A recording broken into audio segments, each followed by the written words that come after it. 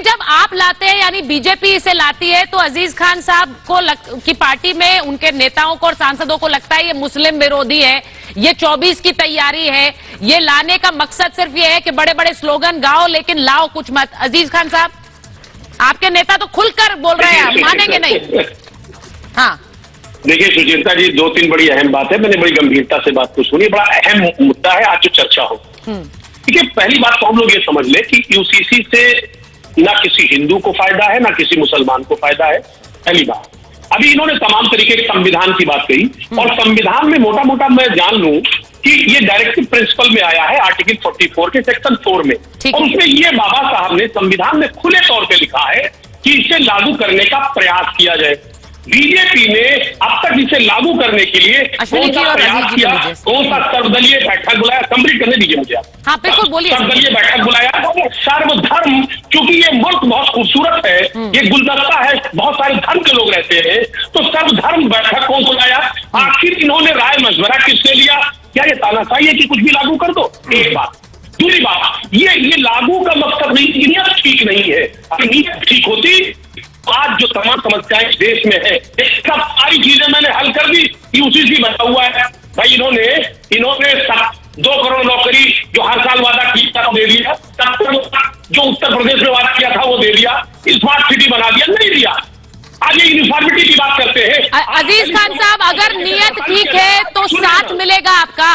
नियत पर आप सवाल उठाते हैं, मैं नियत नहीं, मैं उस ड्राफ्ट पर पूछ रही हूँ। साथ है आप लोग, आपके नेता तो खुलकर कह देते हैं हम नहीं मानने वाले हैं, नुकसान क्या है वो नहीं बताते। अरे सुनिए ना जी सुचेता जी, हाँ। पहले तो ड्राफ्ट तो आए, इनकी सोच क्या है, इनकी नियत क्या है, वो तो बाद में चर्चा का विषय है। अच्छा, तो सर्वदलीय बैठक में चर्चा जो होगा। भी ड्राफ्ट हो, दूसरी बात, ठीक है ठीक है। अजीज खान साहब एक मिनट, मैं आपसे कह रही हूँ, आपने जो बात कही, आपने बख्श साहब जो बात कही, आपने कहा कि कोई इससे कोई हल्ला नहीं होने वाला, ये सिर्फ सियासी है क्योंकि ये बयानबाजी होती है। मैं उसी पर आना चाहती हूँ।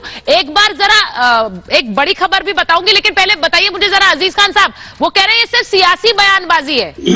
3 तलाक पर भी यही हल्ला हुआ था, लेकिन उसके बाद फायदे, अश्विनी जी कह रहे हैं मैंने फायदे गिना दिए, उन फायदों में क्या, मैं अपने दर्शकों से भी कहना चाहती हूँ, यूनिफॉर्म सिविल कोड, यानी कि जब वो सिविल मैटर्स में एक कानून हर धर्म के व्यक्ति पर लागू होगा, जो अभी लागू नहीं होता है, जिसका सीधा मामला है। मुझे अजीज खान साहब, मैं सीधे शब्दों में पूछ लूं आपसे, कोड है उनका अपना, 4 शादियां नहीं होंगी तो कोई नुकसान होगा क्या सर?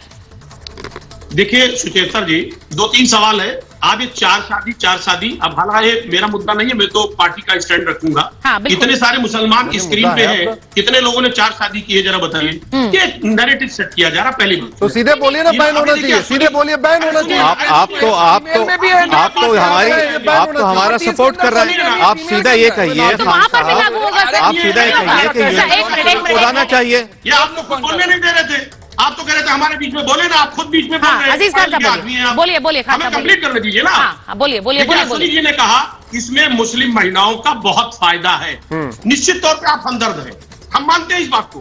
अगर आप हमदर्द हैं, आप महिलाओं को आरक्षण क्यों नहीं दे देते?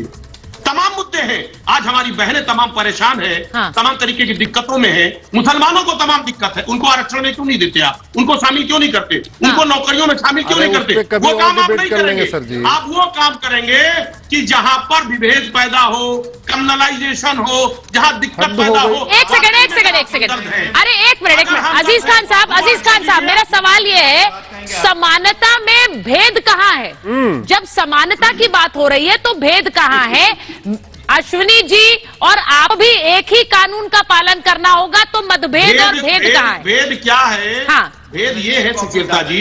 एक मिनट बख्श साहब, प्लीज बख्श साहब, बारी में आपके टाइम पे सुनिए ना। हाँ, इनके कथनी में और करनी में अंतर है।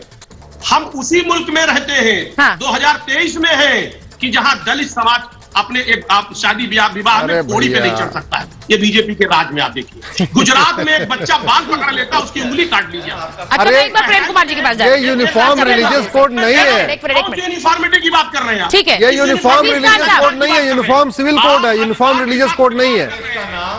अजीज खान साहब, मैं जरा अपने दर्शकों को भी बता देती हूँ। प्रेम कुमार जी, ठीक है, मैं एक चीज बताना चाहती हूँ प्रेम, ये जो बातें आपने सुनी है अजीज खान साहब, ये लोगों ने अपनी राय रखी है यूसीसी पर। आई वाज प्लेजेंटली सरप्राइज कि बहुत से लोग यूसीसी पर बहुत कुछ जानते हैं। मुझे लगा कि हम जब लोगों के बीच जाएंगे तो उन्हें पहले समझाना पड़ेगा कि यूसीसी क्या है, उसको लाने की तैयारी हो रही है या फिर वो लाया जाए कि नहीं। यानी लोग इसके बारे में जानते हैं कि एक कानून लाने के पीछे तर्क क्या हो सकते हैं, लोगों ने अपनी राय रखी है। मैं आपसे सिर्फ ये पूछ रही हूं कि इसको लाने के बाद कोई नुकसान होगा किसी धर्म से जुड़े व्यक्ति का? सीधा पॉइंटेड क्वेश्चन है सर। देखिए सुचरिता जी, मैंने वही कहा, पहले तो ड्राफ्ट में इनकी नीयत पता चले ये सोच क्या है, लेकिन इनकी सोच क्या है मैं थोड़ा सा डिफरेंशिएट कर दूं कि गौवध, गाय हमारी माता है, ये सर्वमान्य है और ये इसको एडमिट करते हैं, लेकिन इनको यूपी में सूट नहीं करता, यूपी में मना है, लेकिन गोवा में सूट करता, गोवा में वहां गौवध कर सकते हैं। ये है इनका नैरेटिव। आप देखिए, मैं जानना चाह रहा हूं, एक भी ये कह रहे साहब एससी एसटी ओबीसी सबको हम बराबर का अधिकार दे रहे, ये मठों में मंदिरों में क्या उनको पुजारी बनाते हैं? क्या उनको वहां पर अधिकार देते हैं? नहीं देते। सुनिए मेरी बात, ये बड़ा इंपॉर्टेंट मामला, इंपॉर्टेंट। तमाम कानून है, आरक्षण का 69,000 शिक्षकों की भर्ती हुई, अब 4% सिर्फ पिछड़े समाज को दिया गया। क्यों साहब? आरक्षण खा लिया गया। कहते ये सब है, इनकी नीयत ठीक नहीं है, ये नहीं चाहते हैं कि इस मुल्क का विकास हो। आज मुद्दों की कमी है। मैंने आप बार-बार नियत पर सवाल उठाते हैं। एक मिनट, आप बार-बार सवाल नियत पर उठाते हैं, आप बार-बार नियत पर सवाल उठाते हैं अजीज खान साहब। भाग रहे हैं, यही सवाल उल्टा बीजेपी आप पर उठा रही है कि 24 से पहले आप हर चीज 24 से जोड़ देते हैं कि 24 आने वाला है, इसीलिए यूसीसी लाने वाले। अश्विनी जी मुझे ये बता रहे हैं, अश्विनी जी कह रहे हैं कि वो एक अश्विनी जी कह रहे हैं कि तमिलनाडु की सरकार भी काम कर रही है।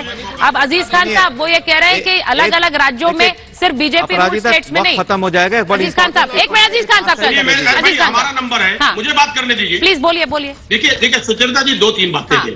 देखिए, आज बीजेपी के पास मुद्दा नहीं है, मुद्दा विहीन है, वो सरेंडर कर गई है।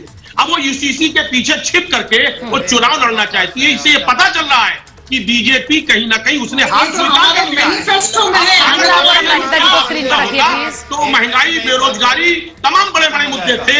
अगर वाकई मुस्लिम मुल्क के लिए तरक्की की बात की होती, तरक्की की बात पर उसको चुनाव लड़ना चाहिए। अब वो धर्म के आधार पर चुनाव लड़ना चाहिए। अरे आप दोहरा रहे हैं अपनी बात को। एक बात सुन लीजिए खान साहब, आप बहुत सेंसिबल आदमी हैं, बड़ी पार्टी के मेंबर हैं, मेरी एक बात सुन लीजिए आप। सुनिए, अब वो यूसीसी के पीछे छिप करके चुनाव लड़ना चाहती है, थोपा नहीं जा रहा है। अपराजिता जी ने साफ कर दिया, पहली बात।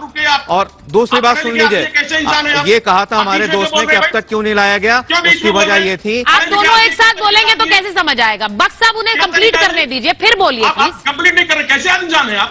बोलिए कर रहे हैं क्या? कंप्लीट इतना बोलने का शौक है तो आप अकेले बोलिए, बात नहीं कंप्लीट करने दे रहे।